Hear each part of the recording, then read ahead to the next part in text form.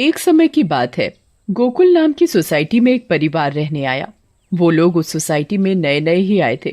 उस परिवार में राहुल, सविता और उनका 10 साल का एक बेटा भाविक रहता था। जैसे ही भाविक सोसाइटी के गेट के बाहर तक पहुंचता है, तभी से ही अपने सवाल जवाब शुरू कर देता है। वाह पापा, ये कितनी सुंदर सोसाइटी है। क्या हम इसी सोसाइटी में रहेंगे? हाँ हाँ बेटा, हम लोग इसी सोसाइटी में रहेंगे। देखो तो हमारा भाविक कितना खुश नजर आ रहा है। अब तो मेरे यहाँ पर नए नए दोस्त बनेंगे, ना मजा आएगा। हाँ हाँ बेटा, बहुत मजा आएगा। चलो अब अंदर चलो। जैसे ही वो लोग सोसाइटी के अंदर कदम रखते हैं, तभी जोर जोर से हवा चलने लगती है और भाविक को कुछ अजीब सा महसूस होने लगता है। मम्मी देखो तो, हमारे आते ही ये कितनी जोरों से हवा चलने लगी है। मुझे कुछ अजीब सा भी लग रहा है। नहीं बेटा, ये बस तुम्हारा वहम होगा। बच्चा समझकर सविता भाविक की बात को नजरअंदाज कर देती है। वो लोग अपने फ्लैट पर पहुंचते हैं। चलो चलो, अब आप दोनों जल्दी से फ्रेश हो जाओ, सोने का समय हो गया है। हाँ, क्योंकि कल मुझे इंटरव्यू के लिए भी जाना है। भाविक, राहुल और सविता कमरे में जाकर सो जाते हैं। ऐसे ही चलते चलते उन्हें 1 महीना बीत जाता है। एक दिन राहुल का बॉस उसे ऑफिस के काम से सूरत जाने को कहता है। ये तो कितनी अच्छी खबर है। मैं ये बात सोसाइटी जाकर सविता और भाविक को बताऊंगा, तो वो दोनों भी बहुत खुश हो जाएंगे। सविता, ओ सविता, कहाँ हो तुम? तुम्हें एक खुशखबरी देनी है। अरे हाँ हाँ, क्या हुआ? इतना क्यों चिल्ला रहे हैं आप? हाँ पापा, क्या हुआ? आप इतने खुश क्यों नजर आ रहे हो? अरे खुश ना हो तो क्या करूं, बात ही ऐसी है। अब आप बताएंगे भी, क्या बात है? मुझे मेरी नौकरी की तरफ से सूरत ले जा रहे हैं। बहुत बड़ा प्रोजेक्ट है। अगर सब अच्छे से हो गया तो क्या पता वहाँ से आने के बाद मेरा इंक्रीमेंट भी हो जाए। अरे वाह, ये तो बहुत अच्छी खबर है। वाह पापा, आप तो सूरत जा रहे हो। मैं भी जाऊंगा, मैं भी जाऊंगा। बेटा, मैं तुम्हें अपने साथ नहीं ले जा सकता। और सविता, तुम मेरा सामान पैक कर दो। मुझे आज ही रात 12 बजे तक निकलना है। मैं बस कुछ ही दिनों के लिए जा रहा हूँ। सविता राहुल का सामान पैक कर देती है और राहुल उसे रात 12 बजे सूरत के लिए निकल जाता है। चलो भाविक, अब तुम भी जल्दी से दूध पीकर कमरे में सोने चलो। ठीक है मम्मी। सविता और भाविक अपने कमरे में चले जाते हैं। सविता तो सो जाती है, मगर भाविक को नींद नहीं आती। बहुत तेज बारिश होने लगती है।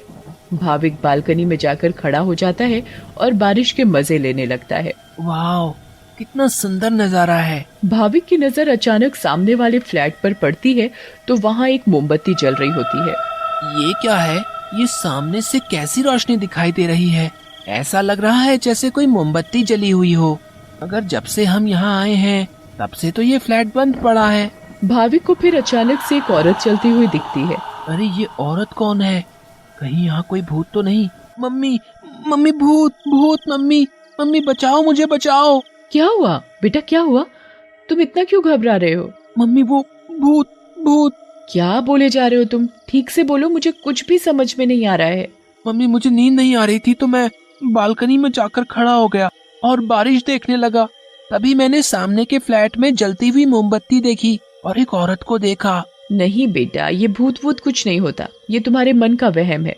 नहीं मम्मी, मैं सच कह रहा हूँ। नहीं बेटा, चलो अब सो जाओ, रात बहुत हो रही है। नहीं। अच्छा चलो, दिखाओ कहाँ है भूत। फिर भाविक सविता को बाहर लेकर जाता है। कहाँ है भूत? मुझे तो कहीं कोई नहीं दिख रहा। मम्मी देखो, वहाँ पर देखो, वो सामने वाले फ्लैट में। अरे बेटा, कुछ भी नहीं है वहाँ पर। नहीं मम्मी, मैं झूठ नहीं बोल रहा। अच्छा ठीक है ठीक है, चलो अब जल्दी कमरे में जाओ और सो जाओ। फिर वो दोनों कमरे में जाकर सो जाते हैं। भाविक, अब तुम्हें डरने की कोई जरूरत नहीं है।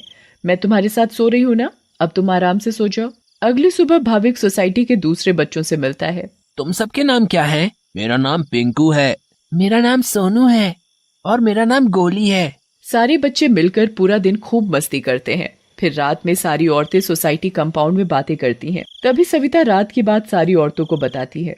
दूसरी ओर भाविक और उसके सारे दोस्त लुका छुपी खेल रहे होते हैं। पिंकू गिनती करना शुरू कर देता है।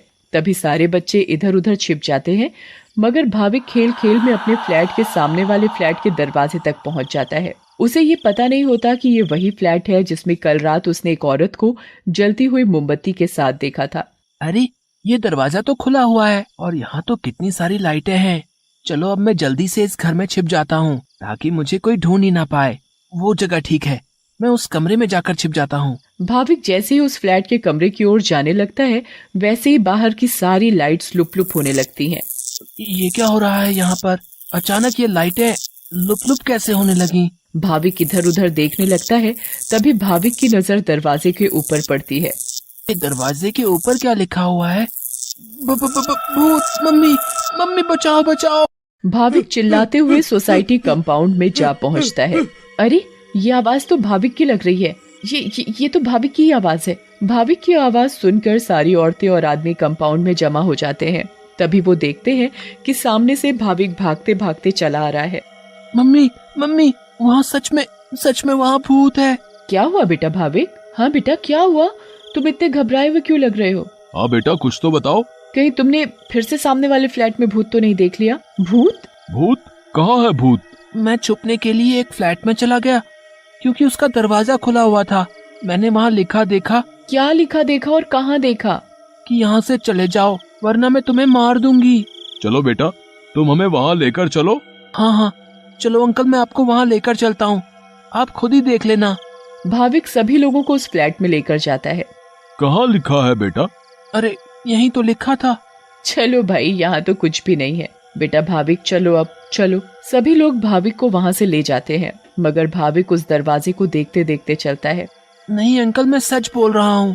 हमें इस बच्चे की बात एक बार मान लेनी चाहिए और आज रात मिलकर सोसाइटी पर नजर रखनी चाहिए। हाँ, आप सही बोल रहे हो। क्या पता ये सब सच हो। तो ये तय रहा कि आज रात हमारे पति सोसाइटी की देखभाल करेंगे। उस रात 3 आदमी सोसाइटी के गेट पर खड़े रहकर सोसाइटी की देखभाल कर रहे थे। मुझे जरा बाथरूम जाना है, मैं बस अभी जाकर आता हूँ। हाँ ठीक है, तुम होकर आओ। क्या हुआ जी? गुड्डू को बहुत डर लग रहा है और वो बोल रही है कि आप ही उसे सुलाएंगे, तो आप जरा ऊपर आकर उसे सुला जाएंगे? ठीक है, अभी आता हूँ। दूसरा आदमी पहले आदमी से बोलता है। मैं जरा अपनी बेटी को सुलाकर आता हूँ, उसे डर लग रहा है। अब सोसाइटी के दरवाजे पर सिर्फ रमेश यानी तीसरा आदमी ही बचता है। कहाँ रह गए ये दोनों? वो आदमी इधर उधर घूमता रहता है और अब उसे भी अकेले डर लगने लगता है। तभी उस आदमी को किसी औरत का साया दिखता है। उसके लंबे खुले हुए बाल और पायल की छम छम आवाज। चुड़ैल, बचाओ बचाओ, चुड़ैल। फिर अचानक वो चुड़ैल उसके सामने आ खड़ी होती है और आदमी बहुत तेज चिल्लाता है और वहीं बेहोश हो जाता है। अरे, ये चिल्लाने की आवाज किसकी आई? हाँ, आवाज तो मुझे भी आई। चलो चलकर देखते हैं। सारे सोसाइटी वाले अपनी बालकनी में आ जाते हैं तो वो क्या देखते हैं कि वहाँ रमेश बेहोश पड़ा हुआ था। ये आवाज कैसी आई थी? फिर सोसाइटी वाले नीचे आ जाते हैं तो वो वहाँ पर रमेश को जमीन पर पड़ा हुआ देखते हैं। सब जल्दी से नीचे आते हैं। सविता और भाविक भी नीचे आ जाते हैं। अरे, कोई इन्हें होश में लाओ। उठिए भाई साहब, उठिए। फिर कुछ ही देर में रमेश को होश आता है और वो सारी बात सोसाइटी वालों को बताता है जो उसके साथ कुछ देर पहले हुई थी। तभी सोसाइटी में अजीब सी आवाजें आने लगती हैं। मम्मी, देखा ना, मैंने बोला था ना कि भूत है। हाँ बेटा, तुम सही कह रहे थे। तभी सोसाइटी के बीचों बीच धुआं उठने लगता है और वहाँ वो चुड़ैल आ जाती है। कौन हो तुम और क्यों हमें इतने दिनों से परेशान किया हुआ है? हाँ बताओ, क्यों तुमने इतने दिनों से इन लोगों को परेशान किया हुआ है? हम भी तो इसी सोसाइटी में रहते हैं। तुमने कभी हमें तो परेशान नहीं किया, तो इन लोगों को ही क्यों? हाँ, बोलो। तुम्हारी वजह से मैं कितना डर गई थी। बताती हूँ, सब बताती हूँ। कई सालों पहले जब मेरी शादी हुई तो मैं और मेरे पति रवि सविता के सामने वाले फ्लैट में रहने आए। हम बहुत खुश थे, पर अचानक मेरी माँ की तबीयत खराब होने की वजह से मुझे कुछ दिन के लिए यहाँ से जाना पड़ा। और तभी सविता के फ्लैट में एक बहुत सुंदर लड़की रहने आई। रवि उस लड़की को पसंद करने लगे थे और वो लड़की भी। उस लड़की को ये बात नहीं पता थी कि रवि शादीशुदा है। मैं जब वापस आई और मुझे ये सब पता लगा तो मैंने रवि को समझाने की बहुत कोशिश की, बहुत लड़ाई की, पर वो नहीं माने। रवि मुझे छोड़कर उस लड़की से शादी करना चाहते थे और एक दिन रवि और वो लड़की चुपके से अचानक कहीं चले गए।